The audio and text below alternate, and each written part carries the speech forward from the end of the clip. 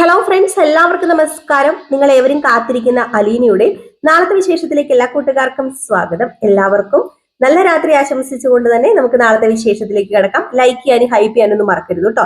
അപ്പൊ നേരെ വിശേഷത്തിലേക്ക് പോവുകയാണ്. എന്റെ പൊന്നോ, നിങ്ങൾ ഇന്ന് കണ്ടു കാണൂല നമ്മുടെ സ്റ്റാൻലി അലീനയെ കാണിക്കുന്ന കാട്ടായങ്ങളെ പാവം. അലീനയ്ക്കാണെങ്കിൽ ആ ഒരു സ്പൂണ് പിടിച്ച് കഴിക്കാൻ അറിയത്തില്ല, കത്തി കൊണ്ട് വെട്ടാൻ അറിയത്തില്ല. മാത്രമല്ല സ്പൂൺ പാത്രത്തെ മുട്ടാൻ പാടില്ല, സ്പൂൺ നിലത്ത് ചാടി പോകാൻ പാടില്ല. ഓ, എന്തൊക്കെ റൂൾസ് ആണോ എന്റെ ദൈവമേ. അലീന കുറെ അവിടെ അനുഭവിക്കും. ഏതായാലും നമ്മുടെ അലീന നിലത്ത് വീണ ആ ഒരു ചിക്കൻ പീസ്, നിലത്തല്ലാത്ത ടേബിളിൽ വീണ ആ ഒരു ചിക്കൻ പീസ് എടുത്തു കഴിച്ചു. വേണ്ടാന്ന് പറഞ്ഞു സ്റ്റാൻലി, എടുക്കരുതെന്ന് പറഞ്ഞു. പക്ഷെ അലീനയ്ക്ക് അത് പറ്റുമോ? അലീന ആഹാരവും കിട്ടാതെ ഇരുന്ന് നടന്ന അലീന ഇപ്പം ആ ഒരു ടേബിളിൽ വീണു എന്നും പറഞ്ഞുകൊണ്ട് ആ ഒരു ചിക്കൻ പീസ് വേസ്റ്റ് ആക്കി കളയാൻ അലീനയ്ക്ക് പറ്റത്തില്ല. അലീനയുടെ മനസ്സ് അതിനെ സമ്മതിക്കത്തില്ല. അപ്പൊ അലീന അതെടുത്ത് കഴിച്ചത്, നീ എന്താ ഈ കാണിച്ചത്, നിന്നോട് അത് എടുക്കരുതെന്നല്ലേ പറഞ്ഞതെന്ന്. അപ്പൊ അലീന പേടിച്ചു പോയിട്ടോ. അപ്പൊ അലീന പറഞ്ഞു, അലീന ചോദിച്ചു, അതെന്താ പപ്പ, ഇത് ടേബിളിൽ വീണതല്ലേ, നിലത്ത് വീണതുമല്ല. അല്ല, ഇനിയിപ്പൊ അത് നിലത്ത് വീണത് എടുത്ത് കഴിച്ചെന്ന് ഓർത്തോണ്ടും ഒന്നും സംഭവിക്കാൻ പോകുന്നില്ലല്ലോ. കാരണം എന്താ, ഇവിടെയൊക്കെ നല്ല വൃത്തിയാക്കിയല്ലേ ആന്റപ്പേട്ടൻ സൂക്ഷിക്കുന്നത്. അതുപോലെ ഈ ടേബിളൊക്കെ നല്ല തൂത്ത് തുടച്ച് വൃത്തിയായിട്ട് സൂക്ഷിക്കാം. ഈ ഒരു ലെഗ് പീസ് അത് വേസ്റ്റ് ആക്കി കളയേണ്ടി വരില്ലേ എന്ന് പറഞ്ഞപ്പോഴത്തേക്കും, വേണ്ട, ഇവിടുത്തെ പട്ടികൾക്ക് പോലും ഞാൻ നിലത്ത് വീഴുന്ന ഒരു ഭക്ഷണം കൊടുക്കാറില്ല. അത് ഞാൻ വേസ്റ്റ് ആക്കി കളയുക തന്നെയാ ചെയ്യുന്നത്. അത് ടേബിൾ മാനേഴ്സ് അല്ല, ടേബിളിൽ വീണ ഭക്ഷണം എടുത്ത് കഴിക്കാന്ന് ഉള്ളത്. അത് ഒരു ടേബിൾ മാനേഴ്സ് അല്ല. എന്താ അലീന ഇത്, അതൊന്നും ഇവിടെ പാടില്ല എന്ന് പറഞ്ഞപ്പോഴത്തേക്കും, അതെ, ഞാനൊരു കാര്യം പറയട്ടെ, ഞങ്ങള് ഇതുപോലെ ഒരു ലെഗ് പീസ് കിട്ടാൻ കൊതിച്ചിട്ടുണ്ട്, അതുപോലെ ഇതുപോലെ ആഹാരം കഴിക്കാൻ കൊതിച്ചിട്ടുണ്ട്. മാത്രമല്ല പലരും കളഞ്ഞ സാധനങ്ങളൊക്കെയാണ് ഞങ്ങൾ ഉപയോഗിച്ചുകൊണ്ടൊക്കെ ഇരുന്നതും. ഒരു നേരത്തെ ആഹാരത്തിന് വേണ്ടി മറ്റുള്ളവരുടെ വീട്ടിൽ പോയി കൈ നീട്ടിയിട്ട് അത് മേടിച്ച് ഞങ്ങൾ കഴിച്ചിട്ടുണ്ട്. അന്നൊന്നും അത് എച്ചിലായിട്ട് എനിക്ക് തോന്നിയിട്ടില്ല. പിന്നെ ഇത്രയും വൃത്തിയുള്ള ഒരു ഡൈനിങ് ടേബിളിൽ വീണ ഒരു ലെഗ് പീസ് അത് കഴിച്ചെന്ന് ഓർത്തണ്ട് എന്താ ഇത്ര കുഴപ്പം ഇരിക്കുന്നത്? ഇതാണോ ടേബിൾ മാനേഴ്സ്? ടേബിൾ മാനേഴ്സ് എന്ന് പറയുന്നത് അച്ചടക്കത്തോടു കൂടി ആഹാരം കഴിക്കുക, അച്ചടക്കത്തോടു കൂടി മാത്രമല്ല ആഹാരത്തിനോട് ഒരു ബഹുമാനം കാണിക്കുക, ആഹാരം കഴിക്കുന്നതിന് മുമ്പ് പ്രാർത്ഥിക്കുക. ഇതൊക്കെയല്ലേ ടേബിൾ മാനേഴ്സ് എന്ന് പറയുന്നത്. അല്ലാതെ ഇപ്പൊ ഇത്രയും നല്ലൊരു ലെഗ് പീസ് ഇവിടെ നിന്ന് ശകലമൊന്നും, അതും ഫുള്ളായിട്ട് അത് പോയിട്ടില്ല എന്നൊക്കെ പറഞ്ഞപ്പോഴത്തേക്കും, സ്റ്റാൻലി നിർത്ത്, നീ കൂടുതൽ എന്നെ ഗുണദോഷിക്കാനായിട്ട് വരണ്ട. ഇവിടെ എനിക്ക് കുറച്ച് ചിട്ടവട്ടങ്ങളൊക്കെ ഉണ്ട്, അതനുസരിച്ച് ഇവിടെ ജീവിക്കാൻ പറ്റത്തുള്ളൂ എന്നൊക്കെ പറഞ്ഞു. ദേഷ്യപ്പെട്ട് തന്നെ ആദ്യം ഇങ്ങനെ പറഞ്ഞു കേട്ടോ. ദേഷ്യം വന്നു. പെട്ടെന്ന് നമ്മുടെ സ്റ്റാൻലിക്ക് ഒരു ബോധം വന്നു, അയ്യോ ഇതെന്റെ മോളാണല്ലോ എന്നുള്ള രീതിയിൽ ഒരു ബോധം വന്നിട്ട്, അത് പിന്നെ അലീന, അത് ശരിയല്ല, അങ്ങനെയൊന്നും ചെയ്യാൻ പാടില്ല എന്ന് പറഞ്ഞപ്പോഴത്തേക്കും, ഇനിയിപ്പം പപ്പ എന്തൊക്കെ പറഞ്ഞാലും ഈ ലെഗ് പീസ് ഞാൻ കഴിച്ചെന്ന് ഓർത്തോണ്ട് ഞാൻ ചത്തുപോകത്തൊന്നും ഇല്ലല്ലോ. അതുകൊണ്ടേ അച്ഛൻ എന്നല്ല, സോറി, പപ്പ പേടിക്കണ്ട, ഈ ലെഗ് പീസ് ഞാൻ കഴിക്കുവാന്ന് പറഞ്ഞുകൊണ്ട് നമ്മുടെ അലീന അത് കളയാതെ അവിടെ ഇരുന്ന് കഴിച്ചു കേട്ടോ. ഏതായാലും സ്റ്റാൻലിക്ക് അലീനയുടെ ആ ഒരു കഥ കേട്ട് കഴിഞ്ഞപ്പോഴത്തേക്കും മനസ്സിന് ചെറിയൊരു വേദനയൊക്കെ തോന്നി.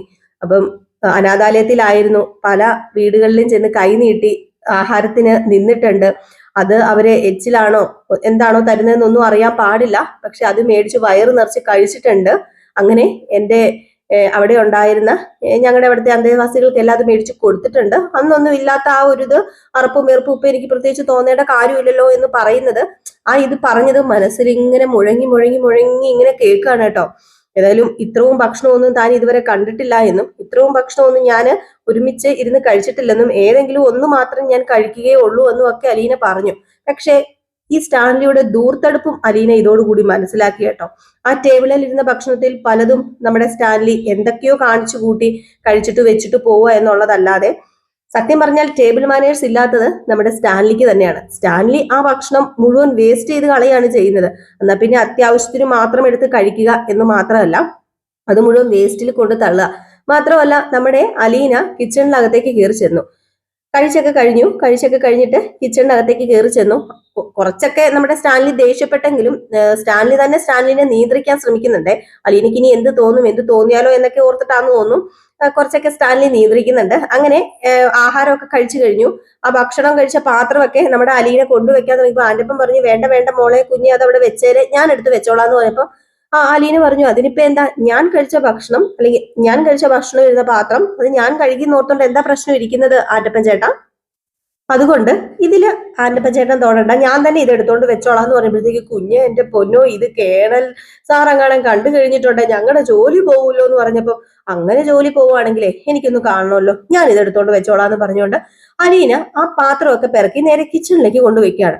പാത്രം പിറക്കി കിച്ചണിലേക്ക് കൊണ്ടുവച്ചപ്പം നമ്മുടെ ആന്റപ്പനും ഉണ്ട്, പൗലോസും ഉണ്ട്. പൗലോസ് ആന്റപ്പനും കൂടെ ചേർന്ന് ആ പാത്രത്തിലുണ്ടായിരുന്ന വേസ്റ്റ് മുഴുവനും, അതായത് വേസ്റ്റ് എന്ന് പറയാൻ പറ്റത്തില്ല, കുറേ ഭക്ഷണ സാധനങ്ങളുണ്ട്, അതെല്ലാം വേസ്റ്റ് ആക്കി വേസ്റ്റ് ബിന്നിലേക്ക് ഇടുകയാണ്. ഇത് കണ്ടപ്പോഴത്തേക്കും അലീന ചോദിച്ചു, എന്താ ആറ്റപ്പൻ ചേട്ടാ ഈ കാണിക്കുന്നത്?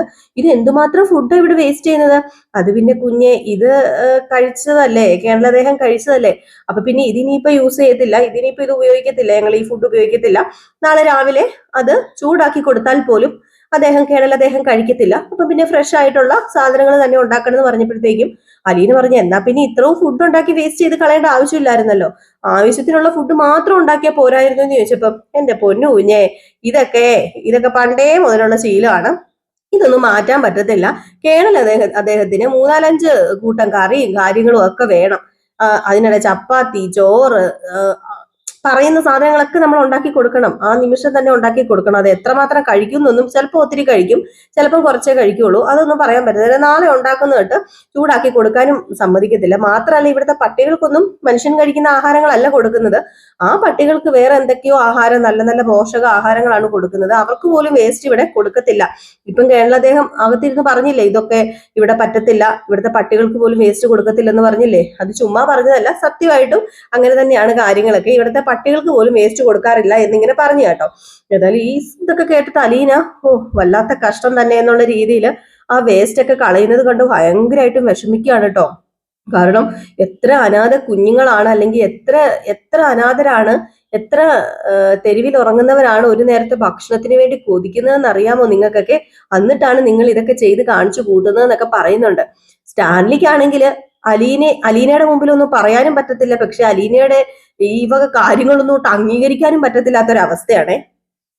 അങ്ങനെ ഫുഡൊക്കെ കഴിച്ചതിന് ശേഷം നമ്മുടെ അലീനയ്ക്ക് കിടക്കാനുള്ള ആ ഒരു സ്ഥലമൊക്കെ കാണിച്ചു കൊടുത്തുല്ലോ ആന്റപ്പൻ, ഒരു റൂം കൊടുത്തുല്ലോ. അപ്പൊ അവിടെ അലീന പോയി നിലത്തിരിക്കുകയാണ് കേട്ടോ. നിലത്തിരുന്ന് കട്ടിലോട് ഇങ്ങനെ ചേർന്നിരിക്കുകയാണ്. അലീനയ്ക്ക് ആ മെത്തയിലൊന്നും കിടക്കാനേ തോന്നുന്നില്ല. എന്നിട്ട് നമ്മുടെ മനുവിനെ ഫോൺ വിളിക്കുകയാണ് കേട്ടോ. അപ്പൊ മനുവിനെ ഫോൺ വിളിച്ചു. മനു ആണോ ഫോൺ വിളിച്ചത്, മനുവിനെയാണോ ഫോൺ വിളിച്ചതെന്ന് അറിയത്തില്ല. ചിലപ്പോൾ മനു ആയിരിക്കാം വിളിച്ചത്. ആദ്യം മനുവിനും കാണൂലോ, ആദ്യം അവിടെ എന്തായിരിക്കും എങ്ങനെയായിരിക്കും എന്നൊന്നും അറിയത്തില്ലല്ലോ.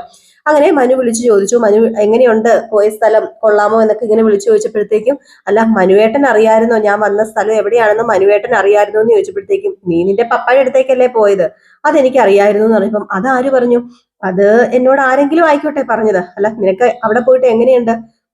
ഇവിടെ വന്നിട്ട് എനിക്ക് പ്രത്യേകിച്ച് എന്താ ഞാൻ പറയേണ്ടത്, ഒരു വലിയൊരു കൊട്ടാരം, ഇതിനകത്ത് ഏറ്റവും നല്ലൊരു മുറി നോക്കി എനിക്ക് തന്നിട്ടുണ്ട് മനുവേട്ട. പക്ഷെ എനിക്കറിയില്ല, എനിക്ക് ഇവിടെ അങ്ങോട്ട് ചേർന്ന് പോകാൻ പറ്റുമോന്ന് അറിയത്തില്ല, ഒരു അസ്വസ്ഥതയാണ്, എന്തോ എനിക്ക് ചേരാത്ത സ്ഥലം പോലെ എനിക്ക് തോന്നുക എന്ന് പറയുമ്പോ, അല്ല നിന്റെ പപ്പായ്ക്ക് നിന്നോട് സ്നേഹമൊക്കെ ഉണ്ടോ? ഓ, സ്നേഹം ഉണ്ടോ എന്ന് ചോദിച്ചാൽ സ്നേഹമുണ്ട്, പക്ഷെ എന്തോ എനിക്ക് അതങ്ങോട്ട് ഉൾക്കൊള്ളാനോ അംഗീകരിക്കാനോ ഒന്നും പറ്റണില്ല. ഇവിടുത്തെ ഓരോ കാര്യങ്ങളൊക്കെ കാണുകയും കേൾക്കുകയൊക്കെ ചെയ്യുമ്പോൾ എന്തോ പോലെ തോന്നുകയാണ്. പപ്പാനെ കുറിച്ച് പറയുകയാണെങ്കിൽ സ്നേഹം കാണുമായിരിക്കും എന്നോട്, കാരണം എനിക്ക് ജന്മം തന്നെ അദ്ദേഹത്തിന് സ്നേഹം കാണാതിരിക്കത്തില്ലല്ലോ. പക്ഷെ നമ്മുടെ അച്ഛനെ പോലെ ഒന്നും അല്ല, ഒരിക്കലും അങ്ങനെ സ്നേഹിക്കാനോ സ്നേഹം പ്രകടിപ്പിക്കാനോ ഒന്നും ഇദ്ദേഹത്തിന് അറിയത്തില്ലെന്നാണ് തോന്നുന്നത്. ഇദ്ദേഹം എന്തോ ഈ നമ്മളെ ഒരു ബ്രോയിലർ കോഴി പോലെ വളർത്തില്ലേ, അപ്പം അതുപോലെ ഒരു സംഭവമാണ്, അല്ലാതെ നമ്മളെ പറക്കാൻ വിടുകയോ അല്ലെങ്കിൽ എന്താ പറയുക, നമ്മുടെ ഇഷ്ടത്തിനോ നമ്മുടെ സ്വാതന്ത്ര്യത്തിനോ അങ്ങനെയൊന്നും അല്ല. ഇവിടെ കേണൽ എന്ന് പറഞ്ഞിട്ടുണ്ടെങ്കിൽ അയ്യോ, ഞാന് സത്യം പറഞ്ഞാല് ഇത്രയും പ്രതീക്ഷിച്ചിരുന്നില്ല. ഇതിപ്പം വല്ലാത്തൊരു കേണലായി പോയി. അത്രയ്ക്കും ചിട്ടവട്ടങ്ങളൊക്കെയാണ് ഇവിടെ. എനിക്കിന്ന് ആഹാരം കഴിക്കാൻ എന്തോ ഒരു സ്പൂണും ഒരു ഇതൊക്കെ തന്നു. അതൊക്കെ വെച്ചിട്ട് ഞാൻ എങ്ങനെയാണെന്ന് അറിയത്തില്ല മനുവേട്ട കഴിക്കുന്നത്. എനിക്കറിയില്ല, എനിക്കിവിടെ അഡ്ജസ്റ്റ് ചെയ്യാൻ പറ്റുമെന്നൊന്നും എനിക്ക് അറിയത്തില്ല. എനിക്ക് അത്രയ്ക്ക് മാത്രം ബുദ്ധിമുട്ടുണ്ട് മനുവേട്ട എന്ന് പറയുമ്പം, അല്ല നിന്റെ സ്വന്തം പപ്പയുടെ അടുത്തേക്കല്ലേ കൊണ്ടാക്കിയേക്കുന്നത്, അല്ല അവിടെ നിനക്ക് പിടിച്ചു നിൽക്കാൻ പറ്റത്തില്ലെങ്കിൽ നീ ഇങ്ങ് പോരെ, അതിന് പ്രശ്നമില്ലല്ലോ. ഇനി ഇവിടെ നിന്നൊരു പോക്ക് എനിക്ക് പറ്റില്ല, എനിക്ക് ഇനി ഇവിടെ നിന്നൊരു വേറെ എങ്ങോട്ടേക്ക് ഞാൻ പോവില്ല, ഇനി ഇവിടെ എന്താണെങ്കിലും അത് സഹിച്ച് ജീവിക്കാൻ തന്നെയാണ് ഞാൻ തീരുമാനിച്ചേക്കുന്നത്. മനുവേട്ട എൻ്റെ ഒരു ആശ്വാസത്തിനാണ് ഞാൻ മനുവേട്ടനെ വിളിച്ചതെന്ന് പറയുമ്പോഴത്തേക്കും, നിനക്ക് അങ്ങനെ വിഷമം ഉണ്ടെങ്കിൽ നീ എന്നെ എപ്പോൾ വേണമെങ്കിലും വിളിച്ചോ, അപ്പോഴൊക്കെ ഞാനിവിടെ ഉണ്ട്, നിന്റെ സങ്കടങ്ങളും വിഷമങ്ങളും ഒക്കെ കേൾക്കാൻ ഞാനിവിടെ കാണും, ഒറ്റയ്ക്കാന്ന് നീ ഒരിക്കലും കരുതരുതെന്ന് പറഞ്ഞപ്പോഴത്തേക്കും, ഇല്ല മനുവേട്ട ഞാൻ ഒറ്റയ്ക്കല്ലെന്ന് എനിക്കറിയാം, എനിക്ക് അച്ഛനും അതുപോലെ മനുവേട്ടനും എൻ്റെ സഹോദരങ്ങളൊക്കെ ഉണ്ട്, എനിക്കറിയാം. പക്ഷെ അവിടെ നിന്ന് പെട്ടെന്ന് ഇങ്ങോട്ടേക്ക് വന്നപ്പോൾ ഞാൻ ഒരു ഒറ്റപ്പെട്ടതുപോലെ എനിക്ക് തോന്നുന്നു. ഒറ്റപ്പെട്ട ഒരു ഫീലാ. ഇവിടെ വേറെ ആരുമില്ല, എനിക്കൊരു പണി ചെയ്യാനോ ഒന്നുമില്ല, എല്ലാ സുഖ സൗകര്യങ്ങളും ഉണ്ടെങ്കിലും പക്ഷെ അവിടത്തെ പോലെ ഇവിടെ ആവില്ല എന്ന് എനിക്ക് നന്നായിട്ട് തോന്നുന്നുണ്ട്. പക്ഷെ ഞാൻ പിടിച്ചു നിൽക്കും, കാരണം ഒരിക്കലും ഇനി നെടുമ്പുരയ്ക്കൽ വീട്ടിലേക്ക് ഒരു തിരിച്ചു വരവ് എനിക്ക് ഉണ്ടാവത്തില്ല എന്ന് പറയുമ്പോൾ പേടിക്കണ്ട അലീനെ, നിന്റെ കൂടെ ഞാനുണ്ട്, എന്തിനും ഏതിനും ഞാൻ നിന്റെ കൂടെ ഉണ്ട്. നിന്നെ ഞാൻ കൈ പിടിച്ച് കൈതക്കൽ തറവാട്ടിലേക്ക് കൊണ്ടുവന്നത് വെറുതെ അല്ല, ഇനി കൈതക്കൽ തറവാട്ടിലേക്ക് തന്നെ ഞാൻ നിന്നെ കൈ പിടിച്ചുകൊണ്ട് കൊണ്ടുവരുന്ന ഒരു ദിവസം കാണും എന്നൊക്കെ ഇങ്ങനെ അലീനോട് പറയാണ് കേട്ടോ. ഏതായാലും ഇതൊക്കെ കേൾക്കുമ്പോൾ അലീനയ്ക്കും വലിയൊരു ആശ്വാസമൊക്കെ ആവുന്നുണ്ട്. അപ്പൊ അലീന ചുറ്റുപാടൊക്കെ നോക്കി അലീന ആദ്യമായിട്ടാണ് ആ ഒരു മെത്തയിലൊക്കെ കിടന്നുറങ്ങുന്നത്, ഇത്രയും സുഖ സൗകര്യങ്ങളോട് കൂടി. നമ്മുടെ നെടുമ്പുരയ്ക്കലാണെങ്കിലും അത്രയ്ക്കും വലിയൊരു റൂമോ ഒന്നും സൗകര്യമോ ഒന്നും നമ്മുടെ അലീനയ്ക്ക് ലഭിച്ചിരുന്നില്ല. ഒരു ചെറിയ കട്ടിലും ഒരു ചെറിയൊരു ബെഡും ഒക്കെ ആയിരുന്നു. പക്ഷെ ഇതിപ്പം നല്ല ഹൈ ക്ലാസ് കട്ടിലും ബെഡിലും ഒക്കെ കിടക്കേണ്ട ഒരു യോഗം നമ്മുടെ അലീനയ്ക്ക് വന്നു ചേർന്നല്ലോ. ഏതായാലും അലീന കിടക്കുന്നു. അലീന ആ ഒരു സമയത്ത് ഇങ്ങനെ ലൈറ്റൊക്കെ അണിച്ചിട്ട് കിടക്കാനൊക്കെ തുടങ്ങുന്നുണ്ട്. ഇതേ സമയം മനു നേരെ നെടുമ്പുരയ്ക്കൽ ചെന്നു, നെടുമ്പുരയ്ക്കലല്ല കൈതക്കൽ തറവാട്ടിൽ ചെന്നു കേട്ടോ. അവിടെ ചെന്നപ്പോഴത്തേക്കും ബാലചന്ദ്രൻ അല്ലല്ലോ, ശിവശങ്കരമേനോനും അതുപോലെ ഗംഗാധരമേനോനും കമലയും ഒക്കെ ഉണ്ട്. അങ്ങനെ ശിവശങ്കരമേനോൻ ചോദിച്ചു, അല്ല നീ വൈജയെ കൊണ്ടുവിട്ടിട്ട് എന്തായി, ബാലചന്ദ്രൻ വന്നു എന്ന് ചോദിച്ചപ്പോഴത്തേക്കും ഇല്ല, ഇന്നിനിയിപ്പം അങ്കിള് വരില്ലെന്നാ തോന്നുന്നു പറഞ്ഞപ്പോ കമല ചോദിച്ചു, അതെന്താ ഇന്ന് ബാലൻ വരാത്തത്, അതിനിപ്പോ എന്താ, അവളെ കൊണ്ടാക്കിയിട്ട് തിരിച്ചു വരാനുള്ള സമയം കഴിഞ്ഞില്ലേന്ന് ഇങ്ങനെ പറഞ്ഞപ്പം അത് പിന്നെ അങ്കിള് ചിലപ്പം റെസ്റ്റ് എടുക്കാനായിട്ട് എവിടെയെങ്കിലും കയറി കാണും, ഭയങ്കര ടയേർഡാണെന്നാ പറഞ്ഞത്, വിഷമം കാണുമല്ലോ, അലീനയെ കൊണ്ടുവിട്ടതിന്റെ വിഷമമൊക്കെ കാണുമല്ലോ, അപ്പം അവിടെ ഒരു ഹോട്ടൽ റൂമിൽ തങ്ങുന്ന ഇങ്ങനെ പറഞ്ഞത്, ഞാൻ ഇടയ്ക്ക് വിളിച്ചപ്പോൾ അങ്ങനെ എന്നോട് പറഞ്ഞായിരുന്നെന്ന് പറഞ്ഞപ്പോഴത്തേക്കും ഓ ഹോട്ടൽ റൂമിൽ തങ്ങുന്നോ, അല്ല ഈ അലീന എന്ന് പറഞ്ഞവളെ എവിടെയാ കൊണ്ടാക്കിയേക്കുന്നത്, ഇനി എവിടെയെങ്കിലും കൊണ്ടാക്കിയോ അതെയോ ഇനിയിപ്പം വെറുതെ ആണോ വല്ല ഹോട്ടലിലും ഒക്കെ സുഖിച്ചു കഴിയുവാണോ എന്നുള്ള രീതിയിൽ കമല ഇങ്ങനെ ചോദിച്ചപ്പോഴത്തേക്കും ഗംഗാധരമേനോൻ പറഞ്ഞു, ചി നിർത്തടി, നിന്റെ ഈ പുഴുത്ത നാക്കുണ്ടല്ലോ, ഇങ്ങനെ നീ സംസാരിക്കരുത്. അതെ, ഞാനൊരു കാര്യം പറഞ്ഞേക്കാം, ബാലൻ അലീനയെ എങ്ങനെയാ കാണുന്നതെന്ന് ഞങ്ങൾക്ക് നന്നായിട്ട് അറിയാം എന്ന് പറഞ്ഞപ്പോ ഓ അലീനയെ പറഞ്ഞപ്പോ എല്ലാവർക്കും അങ്ങ് പൊള്ളൂലോ, അവൾ ഒറ്റയൊരുത്തി കാരണമാ എന്റെ മകനെ ഇപ്പം ജയിലിൽ പോയി കിടക്കുന്നത്. അപ്പൊ ഗംഗാധരൻ ചോദിച്ചു, അതെങ്ങനെയാ കമലെ ശരിയാകുന്നത്, അലീന കാരണമാണ് നിന്റെ മകൻ പോയി ജയിലിൽ കിടക്കുന്നതെന്ന്, അതെങ്ങനെ ശരിയാകും? അല്ല ഞാനൊരു കാര്യം പറയട്ടെ, അവൻ തെറ്റ് ചെയ്തിട്ടല്ലേ അവൻ ജയിലിൽ പോയി കിടക്കുന്നത്, അവൻ ഇപ്പോഴും ഇറങ്ങാൻ പറ്റാത്ത രീതിയിലുള്ള ഒരു ശിക്ഷ കിട്ടിയിട്ടുണ്ടെങ്കിൽ അവൻ തെറ്റ് ചെയ്തിട്ട് തന്നെയാണെന്ന് പറയുമ്പോൾ എന്റെ മകനെ തെറ്റിലേക്ക് നയിച്ചത് ആരാ, ഹലീനയാ, അവള് തന്നെയാ. എന്റെ മകനെ രക്ഷിക്കാൻ അവക്ക് വേണമെങ്കിൽ പറ്റുമായിരുന്നു, എന്നിട്ട് അവൾ അതിന് കൂട്ടു നിന്നില്ലല്ലോ, അവൻ രക്ഷിച്ചത് ആരെയാ, അവനെയല്ലേ, രോഹിത്തിനെ. അത് പിന്നെ അവൻ നിരപരാധി ആയതുകൊണ്ട് അവൻ രക്ഷപ്പെട്ടു. ഓ നിരപരാധിയാരാ അപരാധിയാതാന്നൊക്കെ കൂടുതൽ ഇങ്ങോട്ട് എന്നെ പഠിപ്പിക്കുകയൊന്നും വേണ്ട. അലീന എന്ന് പറഞ്ഞു കേൾക്കുമ്പോ ഇവിടെ അല്ലെങ്കിൽ എല്ലാ ആണുങ്ങൾക്കും ഇങ്ങനെ വായിന്ന് അങ്ങോട്ട് ഒലിച്ച് വീഴുകയാണല്ലോ, അലീന അലീന അലീന. വൈജ വെറുതെയാണോ പറയുന്നത്, വൈജനെ കുറ്റം പറയാൻ പറ്റത്തില്ലല്ലോ. നെടുമ്പുരയ്ക്കലത്തെ ആണുങ്ങളാണെങ്കിലും കൈതക്കിലെ ആണുങ്ങളാണെങ്കിലും അലീന അലീന എന്ന് കേൾക്കുമ്പോ ചാടി വീഴുമല്ലേ എന്ന് പറഞ്ഞപ്പോഴത്തേക്കും ശിവൻ പറഞ്ഞു, മര്യാദയ്ക്ക് കയറി പോടിയെന്ന് പറഞ്ഞു, അകത്ത് കയറി പോടിയെന്ന് പറഞ്ഞു. ഏതായാലും ഈ സമയത്ത് നമ്മുടെ കമല രണ്ട് നോട്ടമൊക്കെ നോക്കിയിട്ട് അകത്തേക്ക് കയറി പോയിട്ടോ. അങ്ങനെ നമ്മുടെ മനുവിനും ഭയങ്കര വിഷമമാണ്. അപ്പം മനു ഇങ്ങനെ വിഷമമൊക്കെ ഇങ്ങനെ അയവറൊക്കെ ഇങ്ങനെ ഇരിക്കുകയാണ്. അപ്പൊ മനുവിന്റെ വിഷമം കാണുമ്പോൾ ശിവശങ്കര മേനോനും അതുപോലെ ഗംഗാധര മേനോനും പ്രത്യേകിച്ച് അറിയാം അലീന ഇവിടുന്ന് പോയതിൻ്റെ ഉള്ളൊരു സങ്കടമൊക്കെയാണ്. അങ്ങനെ ശിവശങ്കര മേനോന്റെ ശിവന്റെ അടുത്ത് നമ്മുടെ മനു മനസ്സ് തുറക്കുന്നുണ്ട്. അവളെ ഒരു നോക്ക് കാണുന്നുണ്ടായിരുന്നു എനിക്ക് ഇവിടുന്ന് പോകുന്നതിന് മുമ്പായിട്ട്, പക്ഷെ അതിന് പറ്റിയില്ല അച്ഛാ, എനിക്ക് അത്രയ്ക്കും പ്രിയപ്പെട്ടതാണ് അവളെന്നുള്ള രീതിയിൽ ശിവനോട് സംസാരിക്കുന്നുണ്ട് കേട്ടോ. അപ്പൊ ഇതൊക്കെ കാണിച്ചിട്ട് ആണ് നാളത്തെ വിശേഷം അവസാനിക്കുന്നത്. ഏകദേശം ഇത്ര സീനൊക്കെ കാണിച്ചിട്ടാട്ടോ നാളത്തെ വിശേഷം അവസാനിക്കുന്നത്. അപ്പൊ എല്ലാവരും കാത്തിരിക്കുക, അടിപൊളി വിശേഷങ്ങളാണ് കേട്ടോ. അപ്പം നമ്മള് റിയൽ സ്റ്റോറി ന്യൂവിനകത്ത് അപ്കമിങ് വിശേഷം എന്ന് വിടുന്നുണ്ടേ. അപ്പൊ അതിന്റെ ലിങ്ക് കുറെ പേര് ചോദിച്ചിട്ടുണ്ട്. അത് നമ്മൾ ഇതിന്റെ പോസ്റ്റില് കമ്മ്യൂണിറ്റിയിൽ കൊടുത്തിട്ടുണ്ട്. നിങ്ങളൊന്ന് കയറി നോക്കിയാൽ മതി. നമ്മൾ തംബ്ലൈൻ ആയിട്ട് കൊടുത്തിട്ടുണ്ട്, അതുപോലെ തന്നെ അതിന്റെ ലിങ്കും കൊടുത്തിട്ടുണ്ട് കേട്ടോ. അപ്പൊ ഇഷ്ടമുള്ളവരൊക്കെ കയറി കാണുക. നിങ്ങൾക്ക് ആ വീഡിയോസ് ഒക്കെ ഇഷ്ടപ്പെടുകയാണെങ്കിൽ, കേൾക്കാൻ തുടർന്നും താല്പര്യം ഉണ്ടെങ്കിൽ സബ്സ്ക്രൈബ് ചെയ്ത് വെച്ചിട്ടൊന്ന് കേൾക്കാൻ ശ്രമിക്കണേ.